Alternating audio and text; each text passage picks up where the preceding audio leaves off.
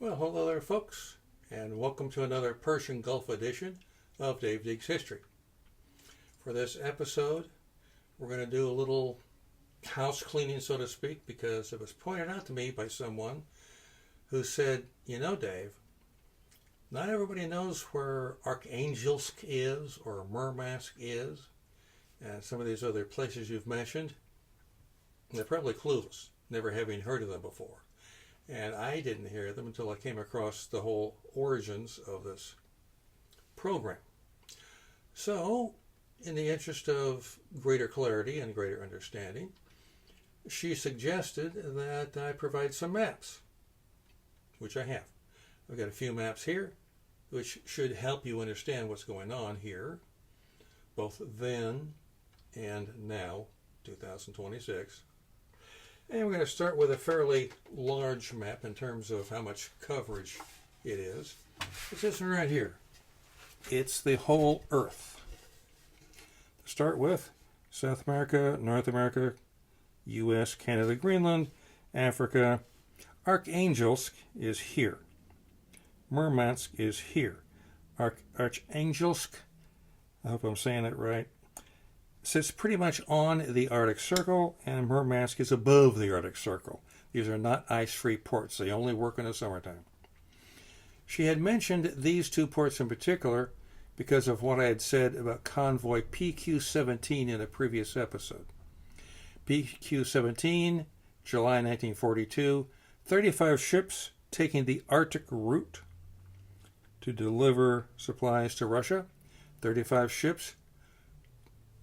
24 didn't make it. Well, they were sunk. Let's go to another map, which has a bit more detail. And put this down. Pick up this one. And a little bit closer area.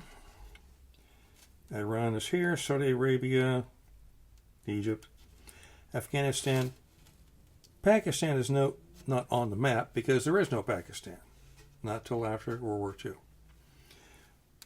Here is the Strait of Hormuz. I'm sure you're familiar with that, having heard of it. And 410 miles up the Persian Gulf, you're going to find Karg Island. It's not even on this map. It's much too small. It's only 3 by 5 miles in size. Karg Island, during the war, was an island. It was a coral island of no particular military significance. The oil terminal was not built and operational until 1960.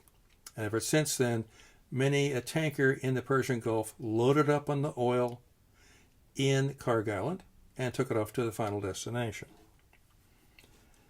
We are about here, near, not too far from the ports of Bandar Shapur in Iran, Karamshar in Iran, and Basra in Iraq.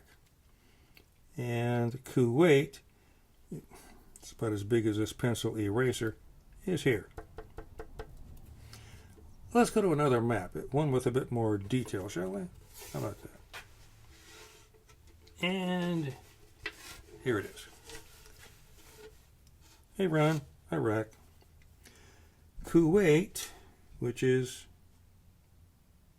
here, was the site of, and we had covered this in a previous episode, the site of a barge assembly plant that had 2 assembly lines that were putting together prefabricated barges brought in pieces through the Persian Gulf, offloaded here, and then transported up the rivers to a transfer point when the loads could be transferred to either rail or road.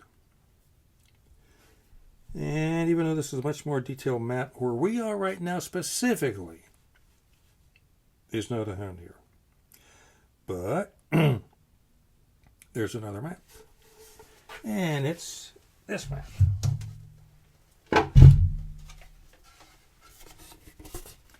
This has a lot more detail, but still not enough detail to tell you where we are, specifically this railway station here. About here ought to do it. What little of the Persian Gulf can be seen is down here. Abadan is here, and Damascus is here. At both of these places, there were assembly plants for aircraft to be transferred to the Russians once assembled. They were brought over in pieces. The Russians would then take them and fly them on to the Soviet Union. There are various road camps, you can see them here, for supplies being brought up the Persian corridor by truck.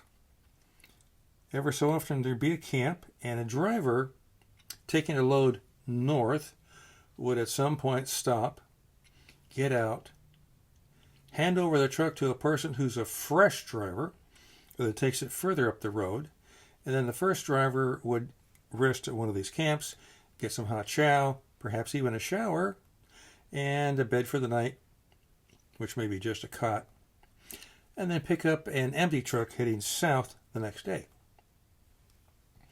Rail traffic from the ports, there's Karamshar there, and Abadan, would go up here, and they would transfer their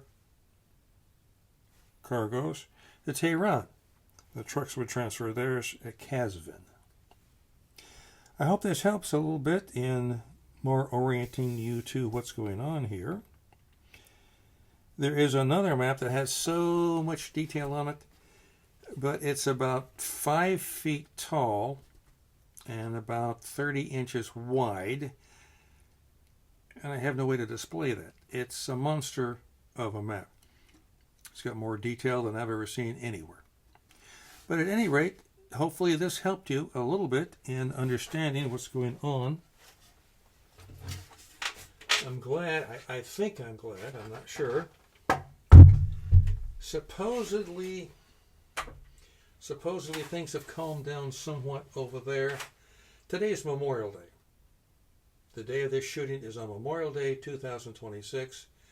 Apparently there's a lull in the action, and I can do something like this without being interrupted by combat or some calamity that may happen.